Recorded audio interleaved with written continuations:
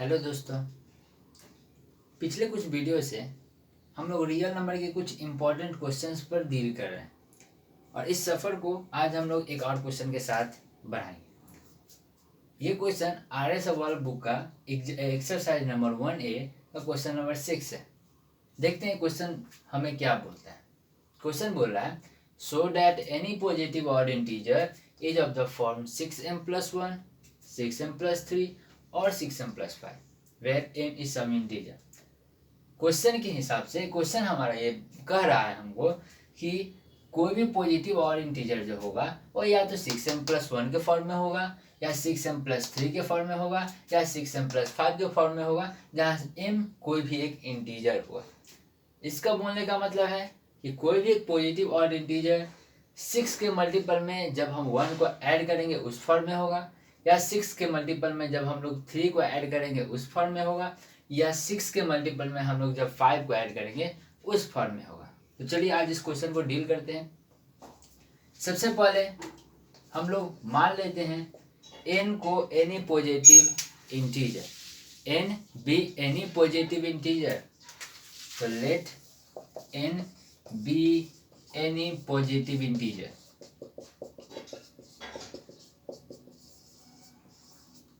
हम लोग मान लिए कि n हमारे पास कोई भी पॉजिटिव इंटीजर है। अब हम इसको n करेंगे, n को डिवाइड करेंगे 6 से।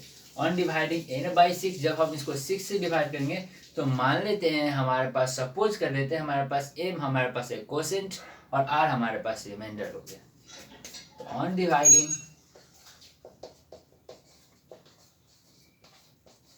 n/6, जब इस n को हम 6 से डिवाइड किए तो suppose m and r be the quotient and remainder respectively।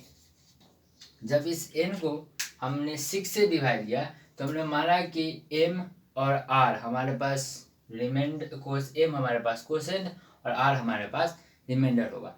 तो then according to Euclid division lemma, dividend is equals to divisor into quotient plus remainder. तो यहाँ डिविडेंड हमारे पास है n, डिवाइजर हमारे पास है 6, कोसेंट हमारे पास है m और रिमाइंडर हमारे पास है r। तो हम ये लिख सकते हैं according to Euclid division lemma, हम लिख सकते हैं कि n is equals to 6m plus r where r is greater or equal than 0 and smaller than 6। मतलब n जो हमारे पास है वह 6m प्लस r के फॉर्म में हो जाएगा, जहाँ r हमारे पास 0 या 0 से ग्रेटर और 6 से स्मॉलर हो जाएगा। तो r यहाँ हो क्या क्या सकता है? r यहाँ पर पॉसिबल है कि 0 हो सकता है, r पॉसिबल है 0 हो सकता है, 1 हो सकता है, 2 हो सकता है, 3 हो सकता है, 4 या 5 पॉसिबल है कि ये हो सकता है। तो हम लोग हर एक केस को इंडिविजुअली बात करेंगे और जानेंगे कि कौन सा पॉजिटिव इंटीजर आएगा, कौन सा पॉजिटिव इंटीजर इवन होगा और कौन इंटीजर पॉजिटिव इंटीजर ऑड होगा। चलिए देखते हैं, केस 1 पर देखते हैं हम लोग।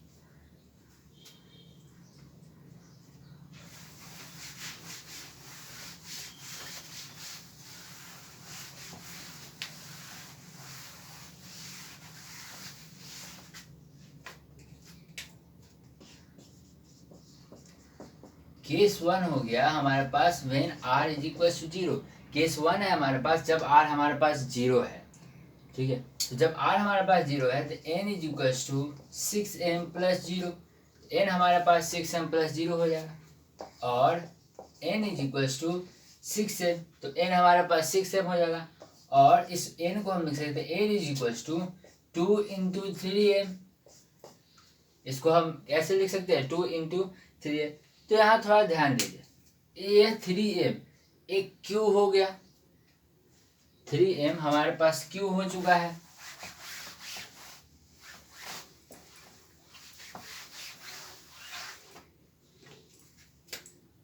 टू इंटू 3m, इससे यह दिख रहा है कि n जो हमारे पास पॉजिटिव इंटीजर है वह 2 का मल्टीपल है और इसका 2 का मल्टीपल है। इसका मतलब कि यह n जो हमारे पास इवन नंबर है और n अगर इवन नंबर है तो इस क्वेश्चन में इस नंबर का कोई काम ही नहीं है। तो केस 1 हमारे पास एक इवन नंबर है, तो इस क्वेश्चन में इवन नंबर का कोई काम नहीं है, क्योंकि इस क्वेश्चन में हमें सिर्फ और सिर्फ पॉजिटिव ऑड नंबर को प्रूव करना है।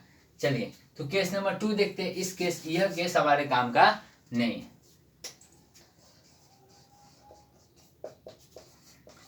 When r is equals to 1, जब r हमारे पास 1 है तो n is equals to 6m plus 1, n is equals to 6m plus 1, then और n is equals to, देखिए इस 6m को ऐसे लिखे 2 इंटू 3m प्लस 1।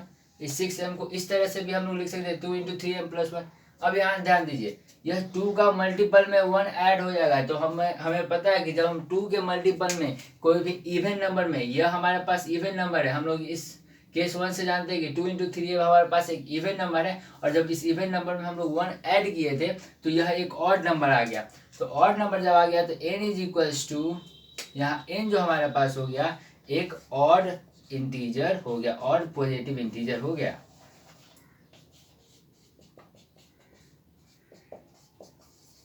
n हमारे पास एक ऑड पॉजिटिव इंटीजर हो गया, और वो किस फॉर्म में है, 2 इंटू 3m प्लस 1 के फॉर्म में है, या इसको हम बोल सकते हैं 6m प्लस 1 के फॉर्म में बोल सकते हैं। तो according to case 2 n is equals to 6m plus 1, यह केस 2 के हिसाब से ऑड पॉजिटिव इंटीजर हमारे पास किस फॉर्म में है, 6m प्लस 1 के फॉर्म में। चलिए केस 3 में बात करते हैं हम लोग।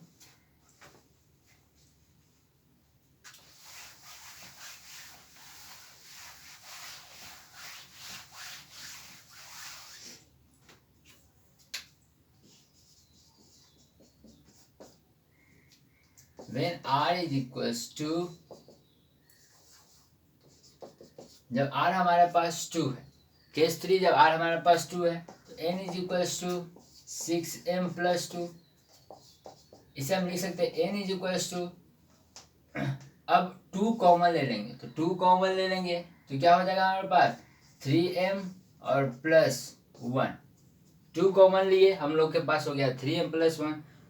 ऑब्वियसली बात है कि यह भी 2 का मल्टीपल है, 2 इंटू 3m प्लस 1, यह जो n है 2 का मल्टीपल है, तो ये ऑड नंबर तो होता ही नहीं है, ये हमारे पास क्या हो गया, इवन नंबर हो गया। और जब ये इवन नंबर होगा तो इस क्वेश्चन में इसकी कोई चर्चा नहीं होने जा रही है। केस नंबर 4 देखते हैं हम लोग।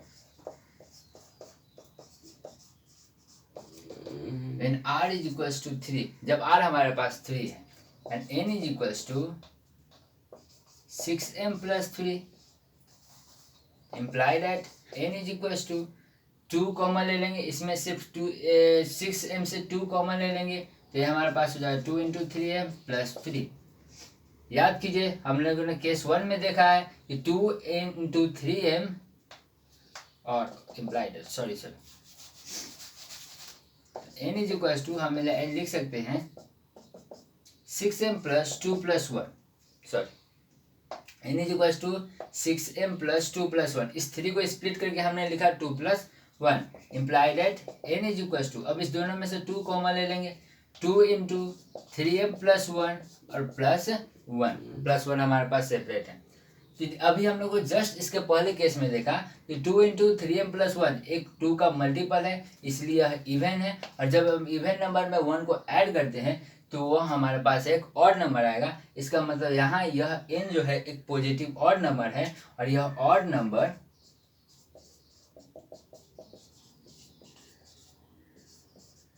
पॉजिटिव ऑड नंबर किस फॉर्म में है, 2 इंटू 3m प्लस 1 के फॉर्म में है, या हम इसको बोल सकते हैं n is equal to 6m plus 3 के फॉर्म में है। अकॉर्डिंग टू केस 4 हमारे पास दूसरा जो ऑड नंबर पाया गया वो किस फॉर्म में पाया गया, 6m प्लस 3 के फॉर्म में पाया गया।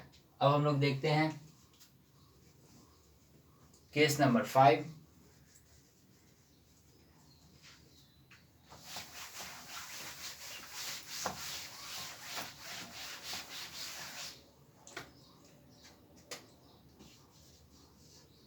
Case 5, when r is equals to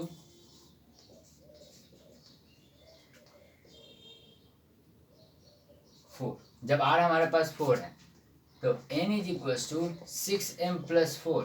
n हमारे पास 6m प्लस 4 हो जाएगा।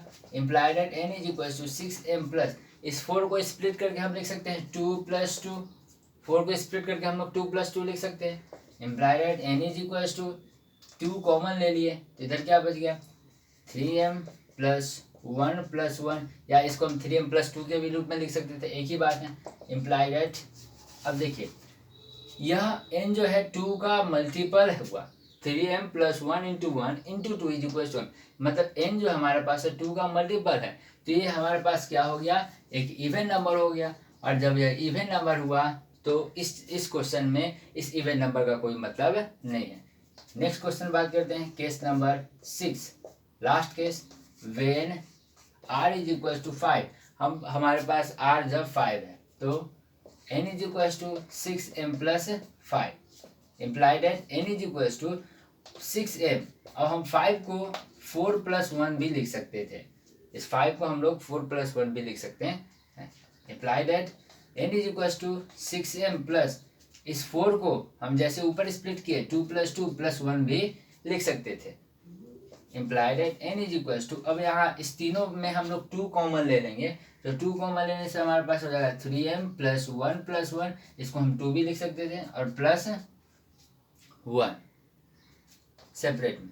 तो ये अभी case number, according to case number 5, ये जो हमारे पास है 2 इंटू 3m प्लस 1 प्लस 1, ये हमारे पास एक इवन नंबर है, और जब हम इवन नंबर में प्लस 1 ऐड कर देते हैं तो एक ऑड नंबर हो जाता है, मतलब यह हमारे पास जो हुआ पॉजिटिव ऑड नंबर हुआ।